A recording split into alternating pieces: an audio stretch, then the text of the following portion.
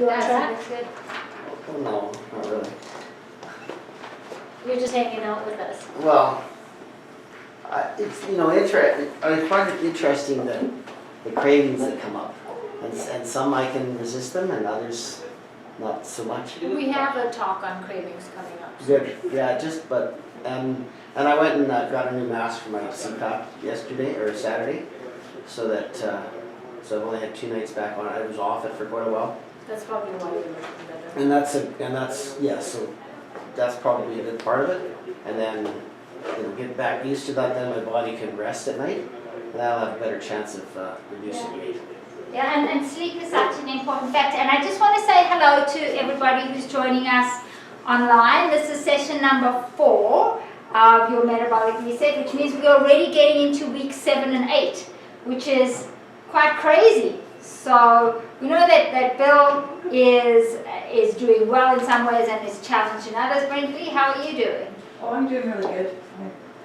The weight loss is slow, which I don't mind because It's steady. I'm actually told that my shape actually looks better. And that's My shape what's is- important. my The shape number is- on the yeah. scale, although relevant, Yeah, is less important than your body composition yeah, and how you look and how you feel, yeah. which is great. And with- Movement is much better. Arthritis is calmed. A lot of good things. So you can do a little snippet here and there of little parts of tissue. Sure. Okay, so Dr. I'm Ryan. so proud of you. So proud of Thank you. you. And Dr. Ryan is going to get you started. We have a lot of ground to cover today. We do need to go through your action steps that I gave you last time. We'll have a few more. We're beginning our reintroduction as of this week. But Dr. Ryan needs to get this information into you because things become much easier when we know the whys and the hows. So I'm going to turn you over to Dr. Ryan. Okay, you'll start the slideshow for me? Yeah, I'm going to go there right now.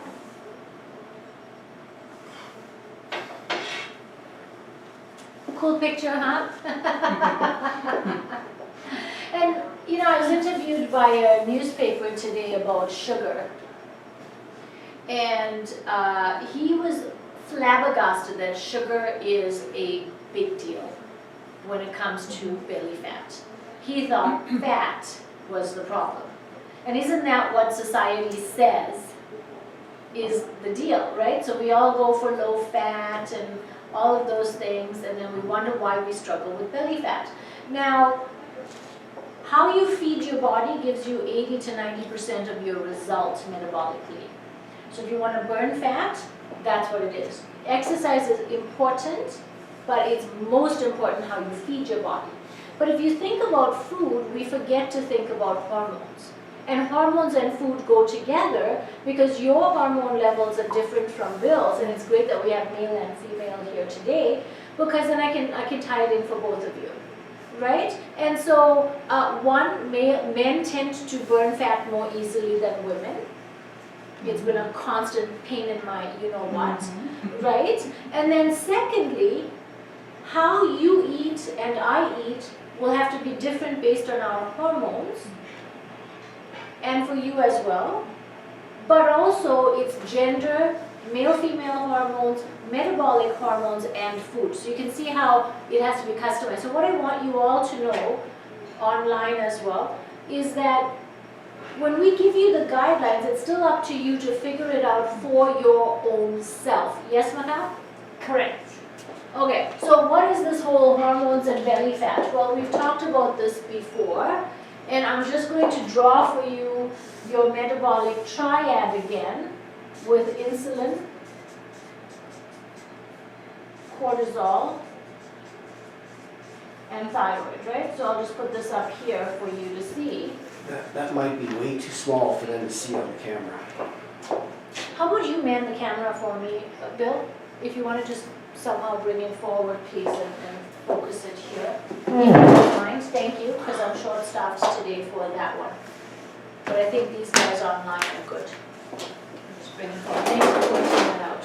Okay, and I just wanted you to have a visual. So, what is cortisol exactly? Do you guys know cortisol, the hormone cortisol? Which camera runs that? No, that that one. runs- Do that one. That's the one that goes to the membership portal. So cortisol is a hormone made by your adrenal glands. And what cortisol does is it helps you cope with ongoing stress. So it's not your acute stress. When you have a sudden fright, that's going to be your adrenaline, noradrenaline, your fight-flight type of thing. But when the stress becomes chronic and ongoing, that's when cortisol takes over. Now, cortisol has some key effects that you need to know about. Cortisol helps you release stored energy. Cortisol, we always talked about it in the past as the belly fat hormone.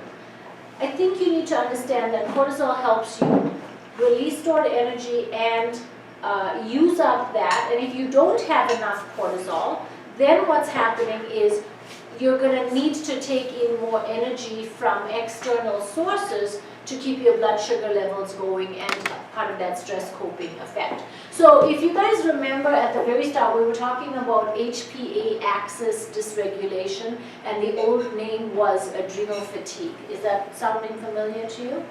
And we said that it's your hypothalamo pituitary adrenal axis. The brain is controlling how your adrenals make cortisol. And if you go back to the first one where I was talking about depletions, let's just recap that really quickly because this is going to be very important. Remember we said when you have stress, pain, heavy exercise, what were some of the other things? Lack of sleep, high toxic burden, anything that's happening on this side of the triangle. When we had more stress, we made more stress coping hormones. We depleted our biochemistry and we depleted our nutrient stores.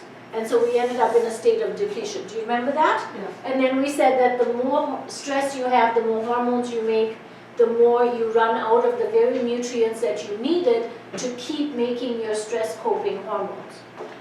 Extrapolate that to when you're processing out toxins. Extrapolate that to when you have pain or when you're exercising or when you're eating food that might not be working for your body. No matter what's happening, the more depleted you're getting, the less able you are to keep coping. Okay? Coping from a sense of how is your body going to work to adapt and continue to work well. Right? So if you're under stress, you need to make stress coping hormones. Is that clear? Okay, so take that forward now to we're depleted and we need to make cortisol. We need to make cortisol to release stored energy. We need to make cortisol to cope with ongoing stress. But if we're depleted, we're not able to make as much cortisol. So many people are running at much lower levels of cortisol than what they need to function well. At the same time, you're burning out your body's chemistry and you're burning out your brain chemistry. So you were talking about cravings.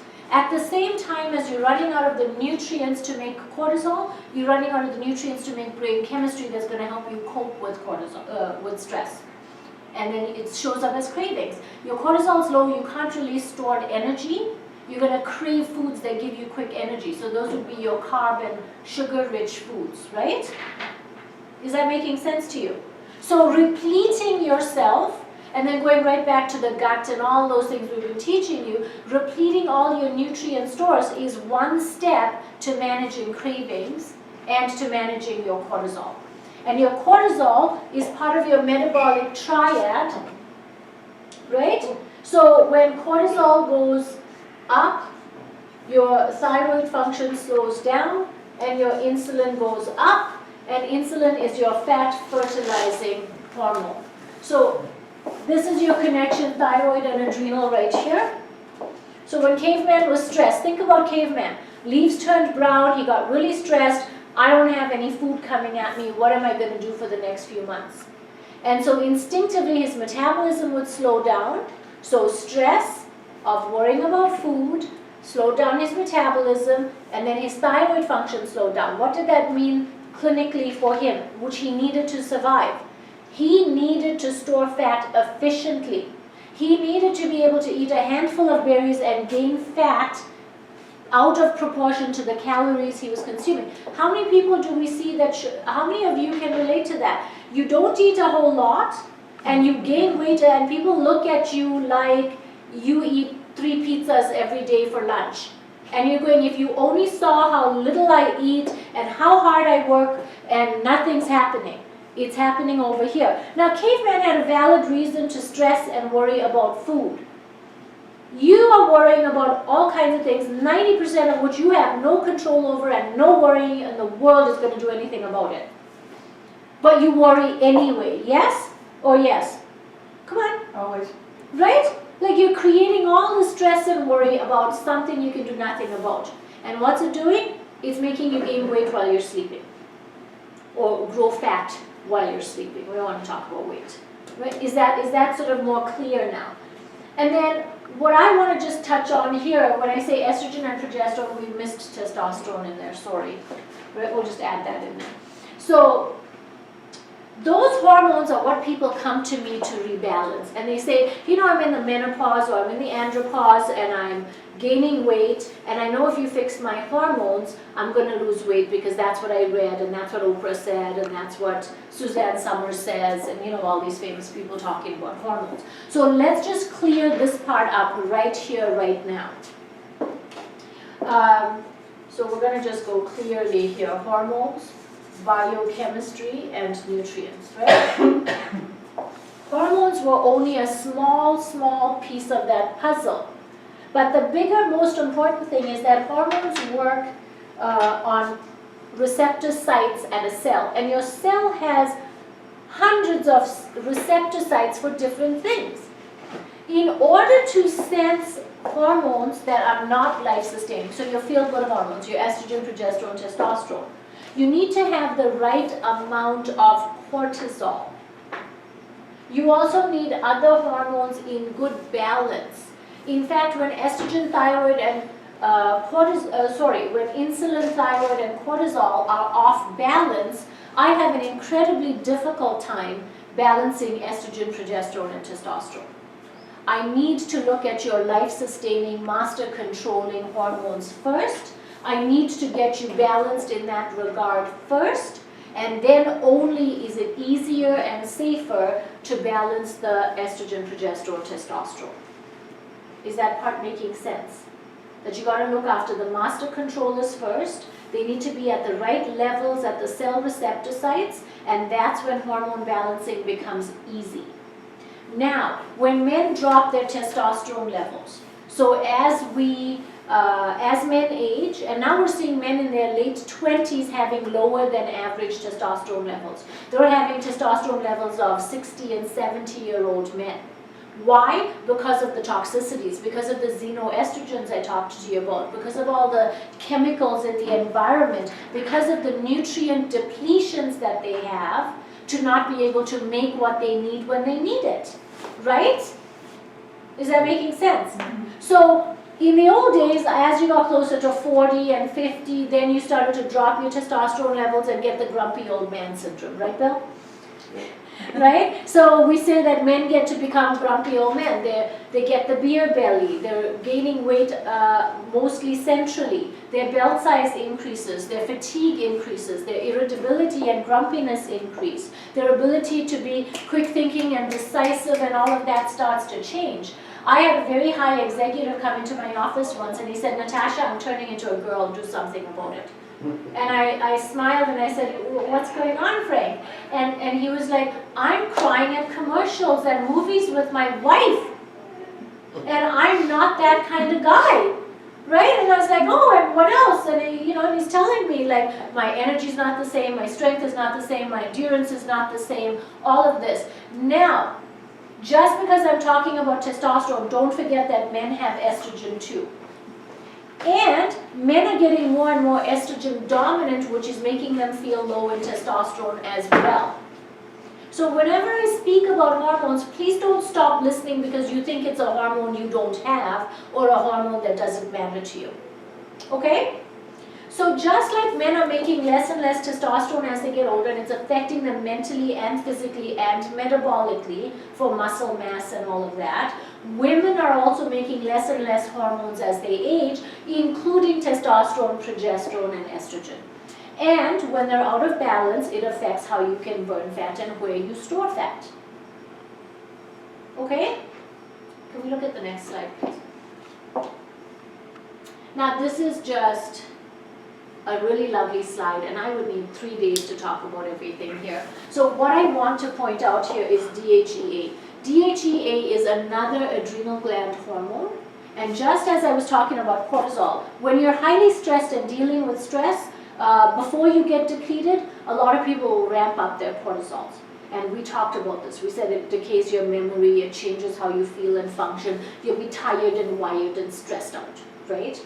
And then as you get more and more depleted and you're making less of what you need when you need it, your cortisol levels now are suboptimal, and you're trying to cope with stress with less than less than a full tank of gas. Now you're tired and you're exhausted and you don't have the steam and the energy that you had before. And that is when you start to need external energy to drive you.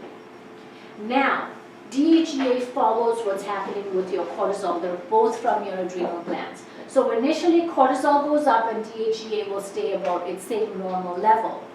DHEA is your youth and longevity hormone. It's also important for your immune system. It's important for muscle mass and bone strength. So DHEA is not a hormone I take very lightly. The other thing about DHEA is to think that I'm just going to write it for you and life will be good. No, because DHEA downstreams into estrogen and into testosterone and into other metabolites. So I have to know what your body's going to do with it. And can I expect that you will do the same thing as him? No. Is she going to do the same thing as him? No. And so this is where, one, I wanted you to be aware that looking after your adrenal gland hormones is critical. It's first step. But it's also very important that we know where you're at. Are you too high in the cortisol or too low in the cortisol? You can look almost the same at both ends, right? And watching your DHEA in ratio matters as well. Because as your cortisol goes up and your DHEA stays normal, at some point your body realizes, oh my gosh, that cortisol is tearing down my brain cells, I'm losing memory, my brain's getting cloudy and foggy and things just aren't working right, my blood pressure's up, your body's a very smart being. And what will happen is you'll start to compensate by raising your DHEA to match the cortisol. And at one point you might even make more DHEA than you need because your body in all its wisdom knows that it's brain protective. However, we don't want too much of anything.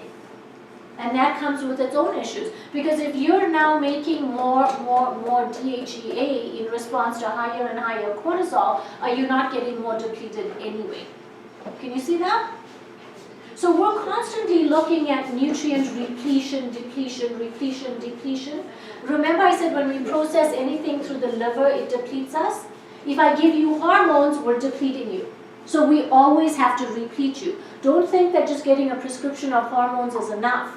You're still going to need to have other things done and support all the pathways for balance.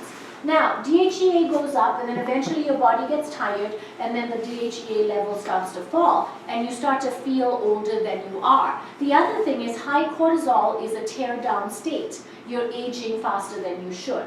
So watching these two have to do with healthy aging and longevity. They have to do with stress coping. They have to do with metabolism. And they have to do with how does your body sense all the other hormones.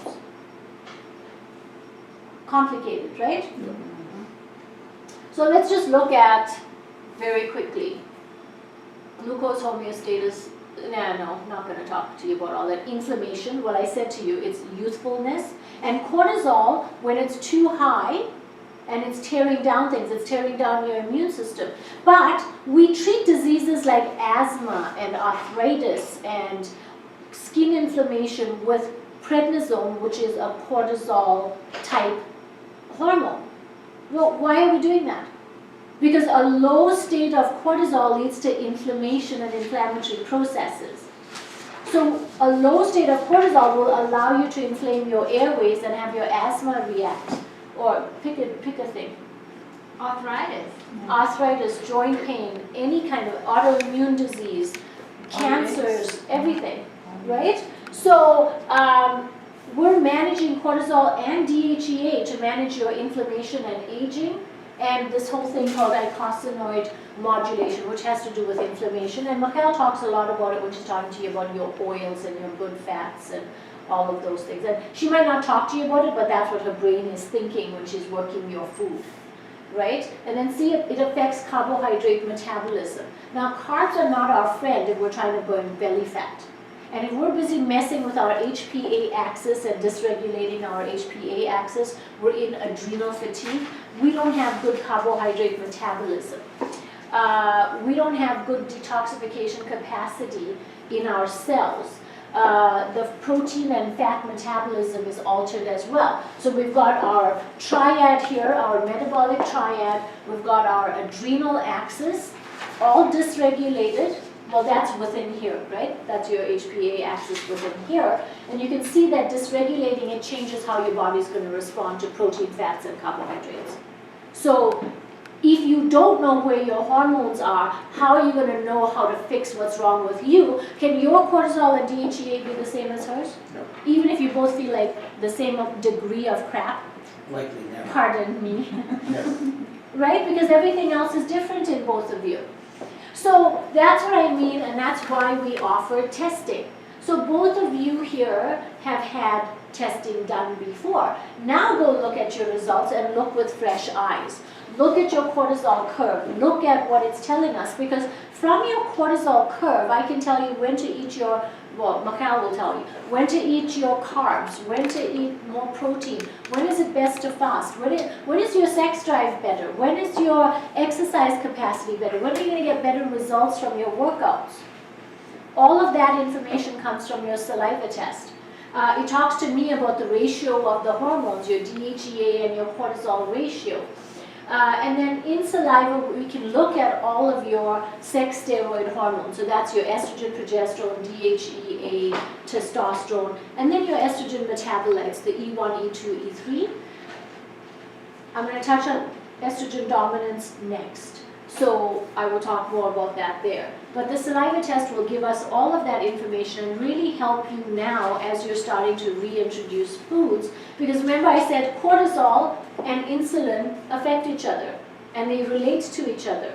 So if we understand your cortisol and we did the blood test to measure your insulins, you know, your not only your fasting insulin but different types of insulin responses, then we can really put that together, look at your thyroid and put together your whole metabolic triad and what you should be eating. Now, Mikhail said to you she was going to help you with your metabolic flexibility, and today she was going to talk to you about carbs, right?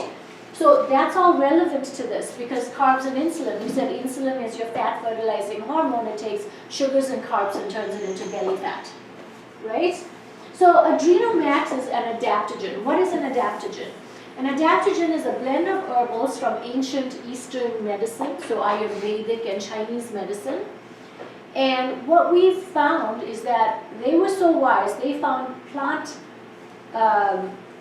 extracts that can help your body make more of what it needs and less of what it's making too much of. And so it can bring that balance. And you know, in Chinese medicine, they talk about yin and yang, the hot and cold. Ayurvedic medicine has a lot to do with hot and cold. So what we want to do is give you just a simple Ayurvedic / Chinese medicine support complex that will help restore your adrenal glands back to best function and help you make exactly what you need from them, more of what you need. Common focus is L-theanine. It's an extract of green tea. What we use that for is people who are very high in cortisol and lacking that focus. So high cortisol and low cortisol affect your brain function, your focus, your memory, your mental agility. All of that's being affected, and then the saliva test tells us what to do next. We also know from that cortisol curve, we can predict your risk for cancer, heart disease, dementia. We can talk to you about your risk for osteoporosis. We can talk to you about accelerated aging, all from your saliva testing. So that's a wealth of information that we can get from one simple test. So I like to support the adrenals with adaptogens, with glandular extracts, but the most important thing you have to know is the nutrient repletion after the depletions. So your big ones are B vitamins. I have no idea why people stop their B vitamins. Like I put them on hormones and then they say, oh, but today, just my last patient, not taking her B vitamins. Why? Well, I didn't know I needed that. Well, now you're on estrogen, now you're on testosterone, now you're on progesterone, and you're using up all these nutrients, in particular B's and magnesium. And then you're stressed and you're going through a divorce. Heck, do you not need more B's and magnesium? So those are the two big critical ones for me. Stress affects your gut. So don't forget those probiotics we recommended at the first week. You should be continuing and rotating. So we have information on site about continuing and rotating. and rotating. So we don't do the same probiotic forever and a day. We change it. That's why my staff are trained to say, hey, you've had this one, where are you at now? That must be a new development. It's in the last couple of years, but you haven't been with us for that long. You haven't been active for that long. Yeah, I would come in and get I a just, refill I and just they would replace give me what, something I else. just replace what I get. Yeah. It's Yeah. always the same. Okay. So that's the difference between being an active patient whose charts being monitored and double doing it. Now you're here with us, so you'll find out. So because of all the, and that's a classic good point to make. When you were an active patient 5 years ago, the science wasn't out then about the microbiome the way it is today. And therein lies the reason why we are now doing memberships and ongoing education and things, because as the science changes, we want everyone to keep up to date. So the Metabolic Reset program and why you're here is because I wanted you to be up to date with all of this new stuff that you're missing out on without being in the membership, right? So estrogen dominance. Estrogen dominance symptoms are many, but I just want to talk again about what is estrogen dominance, because men are getting estrogen dominance, and I don't know if you've noticed this, but oftentimes I burst out laughing when I'm out and about touring someplace, because I see this old couple and they both look the same. You know, her breasts are a little bit shrunken and saggy, and his grew and they're saggy, and they look almost the same in the chest. And then you look at their bellies and they're both hanging over the bellies, and you look at them from the back and they've got like similar rolls and bulges, and you're kind of going, how did you both end up with the same body shape as you got older? Have you guys seen that? Yeah. You know what I'm talking about? It's no longer like the classic old man, old woman. You know, the old man used to be slightly hunched but still lean, still kind of strong and fit. You know, she had a little bit of fat around here, but she still looked like a woman, and now men and women are starting to look the same. And what's the funniest thing about that? It's estrogen dominance. It's not funny, actually. Because when you're estrogen dominant as a man, your risk for breast cancer and prostate cancer are elevated. 3% of breast cancer occurs in men. And then when you're estrogen dominant as a woman, your risk for breast cancer is elevated as well. But then it makes you both have that same kind of body shape, right? And so estrogen dominance is just an accumulation of estrogen. So supposing you have estrogen and progesterone, not supposing, you do have estrogen and progesterone as a ratio. For you, you'll have testosterone and estrogen and progesterone as a ratio, right? And what happens is you have to excrete estrogen via good liver function, good bowel function, and we talked about this, the role of probiotics and pooping and all of that to do with estrogens. So when you're constipated, when you've got xenoestrogens and you've got phthalates and toxins and all these things coming in and acting like estrogen in the body, the relative ratio of estrogen goes up and up and up. And so it feels like you're too high in estrogen, and at the same time it feels like you're too low in progesterone, even though your progesterone might be normal. So the treatment is not, and I see a lot of actually nutritionists and naturopaths who will just ramp up a patient's progesterone instead of trying to lower the estrogen. And everybody thinks it's safe. No, it's not. Progesterone done wrong will lead to diabetes and further your insulin resistance. So I'm very particular watching all of this in my patients. That's why I insist we do it the right way. That's why I insist that, you know, it doesn't matter whether you're paleo, whether you're eating perfectly. If you haven't looked at your xenobiotics and all of these other things, and you haven't looked at your adrenal function and your HPA axis and your DHEA, you're not going to get the same results as someone who's aware of all of these things. Because education helps you know now, right? Why do you have to do biochemistry? Why do you have to do the detox? Why do you have to take the shakes? Why? Because the shakes help you with estrogen dominance. We're lowering it, right?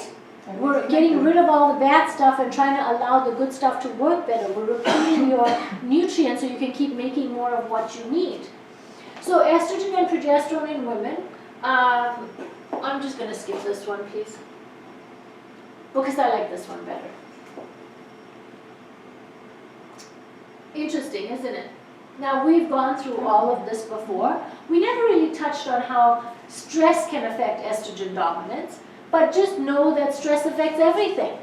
You know, more than 97% of everything that's going on in your body, whether it's leaky gut and poor digestion and poor absorption of nutrients, to whether your liver is congested, to whether you're exhausted and drained, tired and wired, stress. Right? It's affecting your metabolism, it's shutting down your thyroid, it's making you gain belly fat, it's doing everything. And so when we say start every day with meditation, do your mindfulness-based stress reduction, do your breathing exercises, try Tai Chi and Qigong, try yoga, add all of these things in. Learn how not to take things personally, go read the 4 agreements, do the mind work, the spiritual work, all of that stuff. It's because we can chase all of this all we want, but until you get a handle on your stress, and you guys just agreed that we worry about things we have no control over, you know, let's learn how to not do that. Let's learn how to be in the present moment. Let's learn how to focus on the now, right?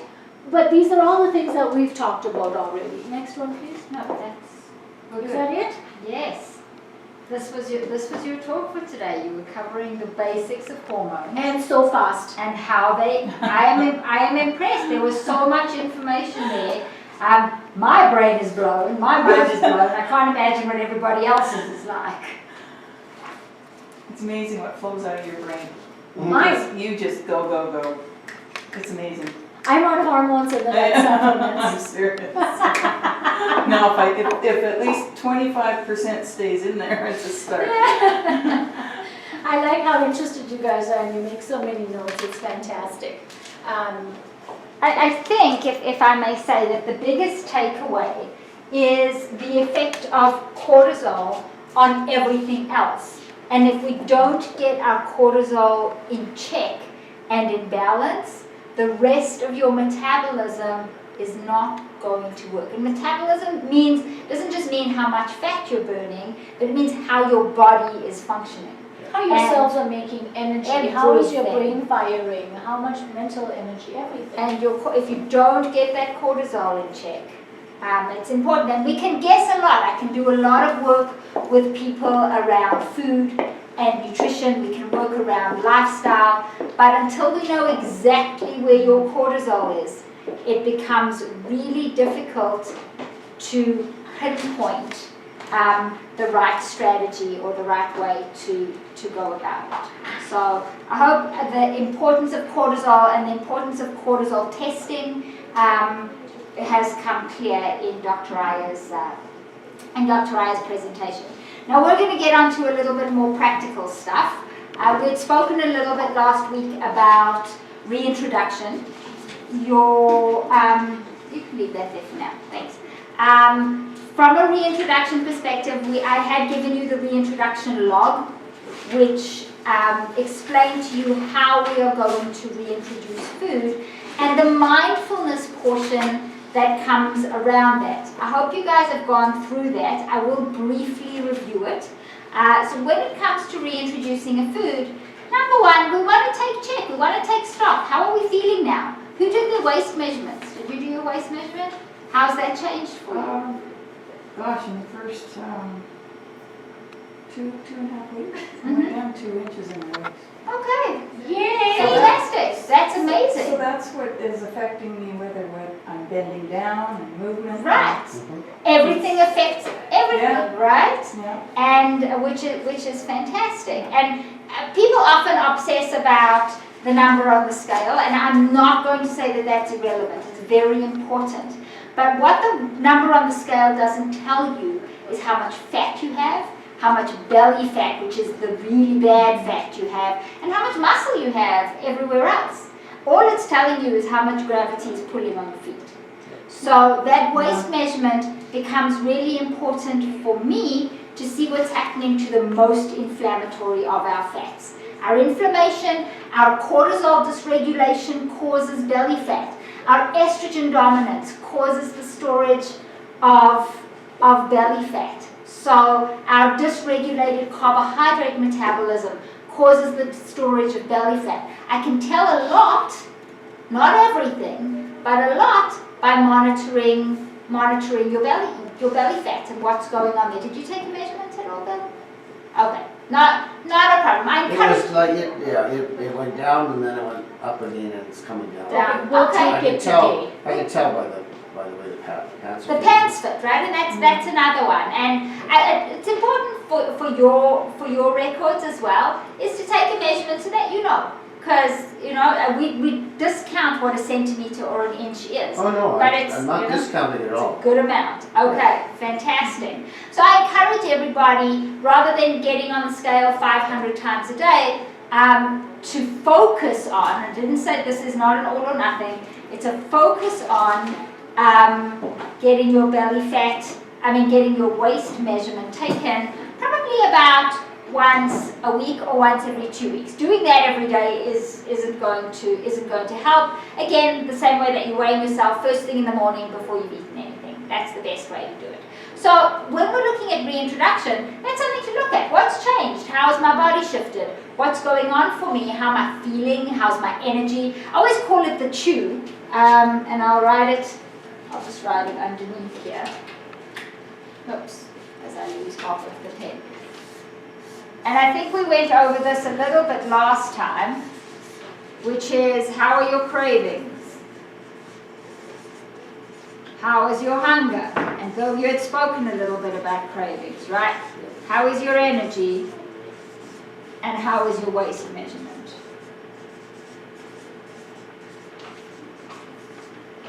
And all of those impact each other, and they all also need to be in balance with each other. And this is important for reintroduction, because we go through all the body functions that you need to look at when reintroducing a new food. But this is a nice little check that can tell you really quickly if something is working. So read the document, it'll tell you how to think about it, how did your life feel before, how does your life feel now. You're going to pick a food. I do not recommend picking any glutinous grain ever. Gluten does way too much damage to the gut. Pick another food. Pick something that you've really missed, not because you can eat it, but because you really want to eat it. Pick that food. Alcohol is okay. You know what it'll be? It's interesting after Dr. Raya shouted out wine, because we know that that's her. That's one of her favorite indulgences. And it's important to understand the impact that alcohol has on your body. And this is what we'll tell you. Dr. Aya has discovered that this year, and I'm sure she'll tell you a little bit more about that in another session. Openly, it's in the last newsletter. Okay, so she goes through it. Read her newsletters, they're honestly great. Anyway, you're going to pick a food, you're going to eat it once. Not just a bite of it, you're going to have a good amount of it, or have a glass of wine. Not a bottle of wine, because you know that won't make you feel good anyway. But have a meal with that food as you would normally have a meal with that food. Then you are not going to eat it again for the next 72 hours. That's 3 days. Which means if we eat it on Monday morning, or you eat it on Monday at lunch, you don't eat it on Tuesday, you don't eat it on Wednesday, and you don't eat it on Thursday at lunch. And you don't eat anything else new either. So you continue with the foods that you can eat and the foods that you can't. You've reintroduced this food once.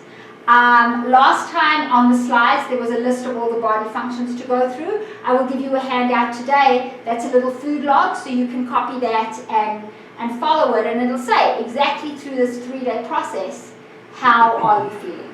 And what that'll tell you is how this food acts in your body.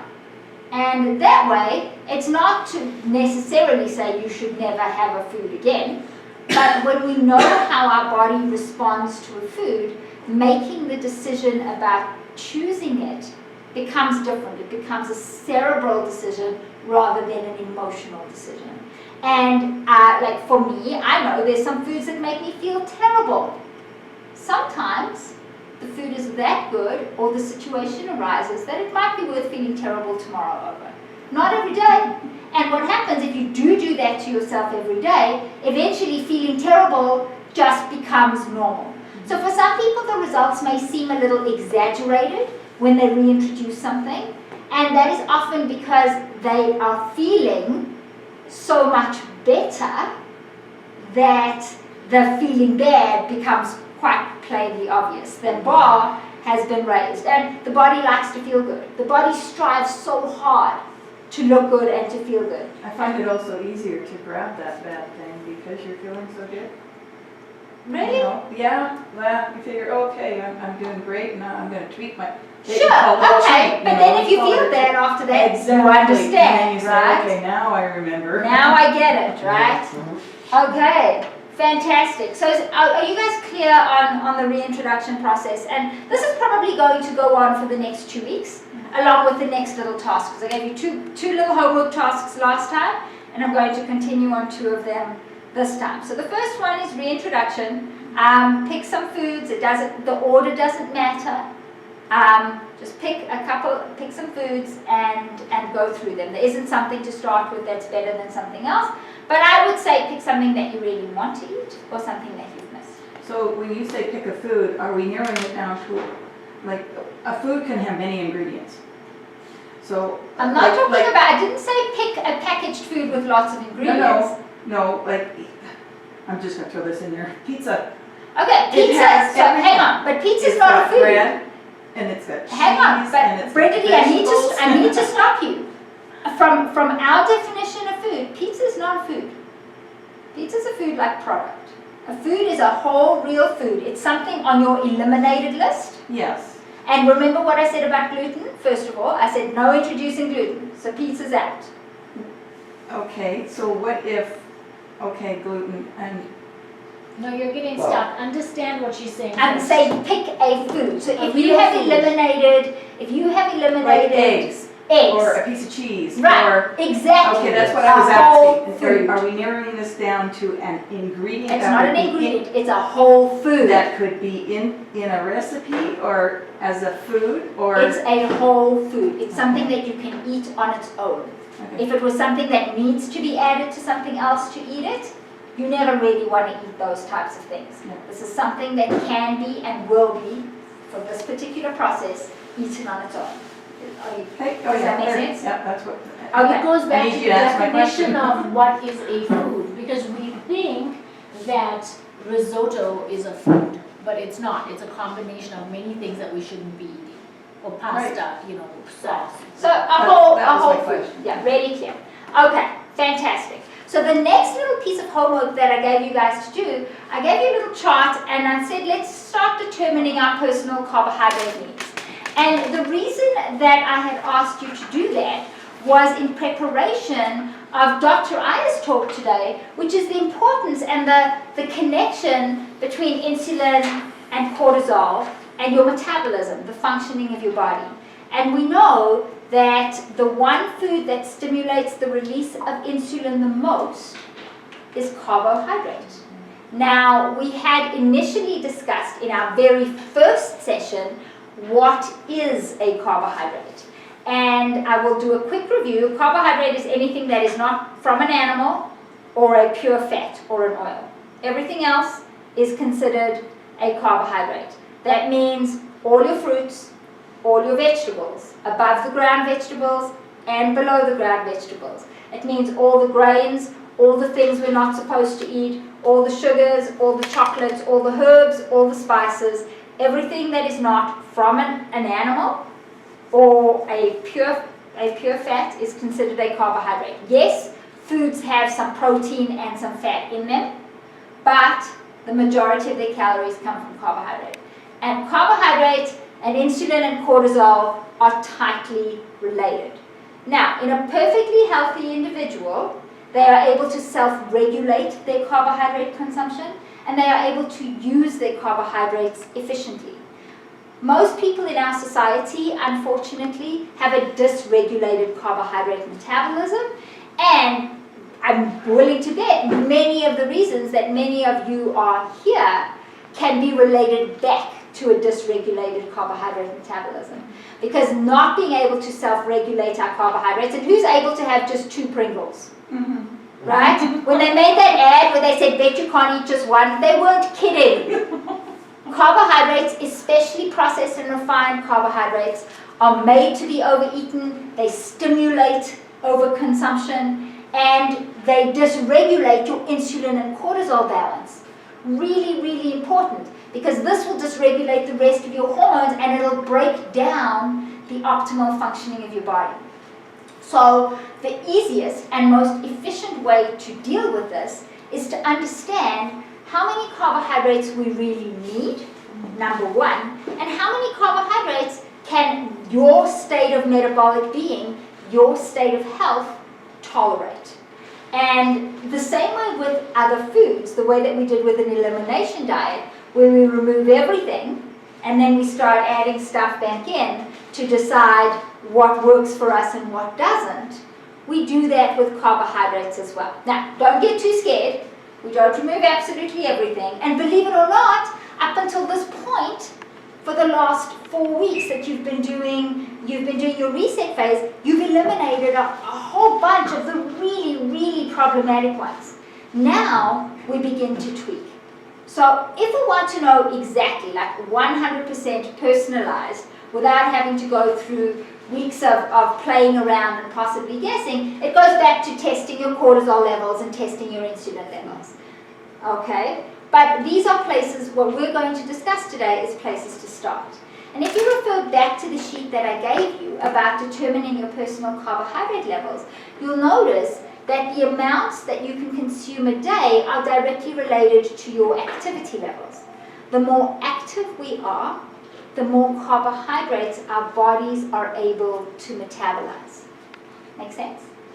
All right. Why that is because glucose, which is what carbohydrates break down into eventually, is burned through activity. Now, we can burn fat through activity, and we burn fat really well through certain activity, but unbelievably intense physical activity, the type where you do it and then you literally either throw up or want to fall down on the ground, that type of physical activity is carbohydrate driven. And if you are doing any amount of that, your body can tolerate a whole lot more carbohydrate. People who tend to do those types of activities tend to have much larger muscle mass, and muscle mass is a storage area for carbohydrates. So you can all either go out and build lots of muscle really fast, or we can reduce our carbohydrates and start to balance our metabolism. For the most part, for most people, a comfortable place to begin is between 30 and 75 grams of carbohydrate a day. And we're going to say, well, what does that look like? So number one, again, another piece of homework that you're going to be doing today is I want you to all get a food tracker. MyFitnessPal is free and it's really good, and you can put all your food in there for the day, and the only thing I want you to track, not your calories, not your fat, not your protein. The only thing that you need to track, you'll need to put all your food in, but the only thing you need to worry about is your carbohydrate. So you're going to say, well, what is 30 grams of carbohydrate? And I'm going to give you a couple of handouts that really go through that nicely. But what we focus on are the carbohydrates that have a lot of fiber, which does not turn to glucose, and very little starch. What does that break it down into? Exactly what I told you at the very beginning of your elimination diet process, which is loads and loads and loads of above the ground vegetables. When nature gives us a food, a whole real food, it gives it to us with absolutely everything that we need. So not only are these foods good for our metabolism, good for our carbohydrate control, good for our management of carbohydrates, they satisfy us, but they're full of vitamins, minerals, and nutrients to help us with our metabolism and our carbohydrate control and our appetite. So everything is given to us in perfectly balanced ways. The minute we start to process a food, which means pop it, fluff it, flake it, flour it, anything like that, it starts to take away some of those vitamins, minerals, and nutrients. So that beautiful balance that nature has given us is now gone. Now, above the ground vegetables, as I said, have a lot of fiber and not so much carbohydrate. And when we're looking at carbohydrate, very specifically, we're looking at something called a net carbohydrate. And this again, you'll get a handout with. And your net carbohydrate is your total carbohydrates with your fiber subtracted. And what you'll notice on this chart is something like asparagus. A half a cup of cooked asparagus has 2 grams of net carbohydrates. 2 grams. If you're trying to aim for 50 grams of carbohydrates a day, that means you can have 25 half cups of carbohydrate. Of asparagus. Now, nobody's going to eat that, but just to put it in perspective, that's 12 and a half cups of asparagus. Who can eat 12 and a half cups of asparagus? So do you see how it modulates our hunger at the same time? On the contrary, and I'm just going to explain, 2 pieces of white bread have around 30 grams of carbohydrate. And you could eat 1 sandwich, sometimes maybe 2. Or you could sit and eat really good, freshly baked white bread, with some butter on it. A lot of people can go through more than 2 pieces quite easily. Why? Lots of glucose, lots of carbohydrate, lots of starch, not so much fiber. Not so many vitamins and minerals because they've been processed. Well, grain doesn't contain much anyway, but the little bit that it did contain was processed out. Does that make sense to everybody? So as you look down here, even something like butternut squash, 1 cup of cubed butternut squash, which is a good amount, has only 15 grams of net carbohydrates. That's nice. It's about this much butternut squash. Again, that's a good amount. We know those orange vegetables, you can't just eat and eat and eat and eat. And when you combine these principles with originally what we spoke about when it comes to how to build a plate, which was protein, fat, and fiber, you'll find that it works really well to satisfy your appetite and to start to regulate your carbohydrate consumption. Again, as we start to incorporate more healthy fats in the diet, it takes some adjustment. And we have to reduce our stress levels, we have to reduce all the other external factors as well, but it does take care of cravings too. Cravings are either a sign generally of a nutrient deficiency, and we'll get into that a little more another time, or they're a sign of just we need energy and we're not able to access our own energy. Again, metabolic imbalance. So it's important to work on establishing, again, the insulin cortisol balance in order to begin to deal with our cravings. All right, because as I said, insulin balances cortisol. All right, Dr. I, may I get the next slide, please? My computer's completely stuck. Oh, so what it okay, says that's not a problem. I've been trying to fix it and figure out how. Okay. So it says carbohydrates. How low can you go? Right. Determining your needs and tolerance, which We've been going through. LCHF and the ketogenic diet. Perfect. So that was the last thing that I wanted to touch on with you guys today. You'll see a lot of stuff online, and I know you expect. I know you visit us and you follow us online, and you'll see a lot about low carb, high fat diets or the ketogenic diet. And with the University of Google, there's a lot of great information, but there's a lot of not as great information.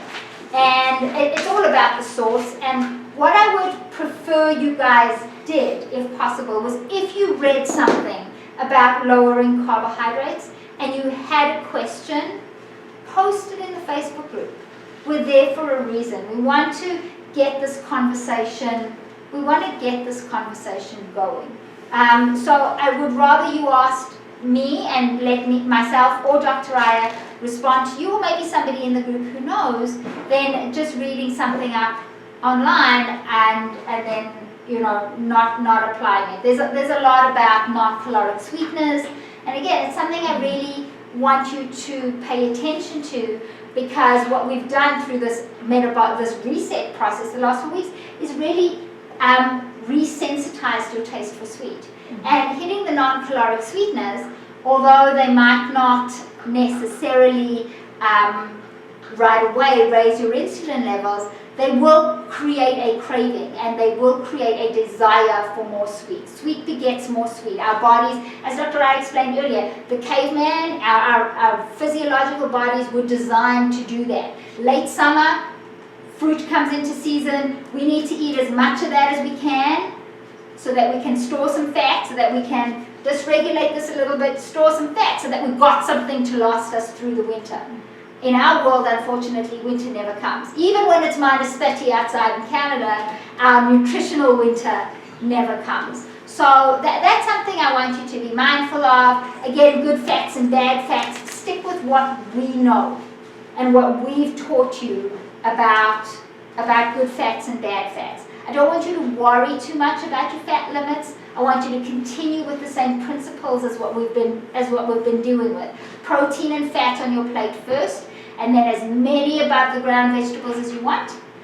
And then as long as you've got that in your allotment for the day, you can choose some below the ground vegetables. If you have reintroduced a gluten-free grain or a legume, you can try that. You're going to get your MyFitnessPal, you're going to track, and we want to keep you between 30 and 75 grams a day. You might start at 75 and be able to reduce to 50 within 2 weeks. You might find that 75 is where you want to stay for now, and that's just fine. We can play around with that a little later.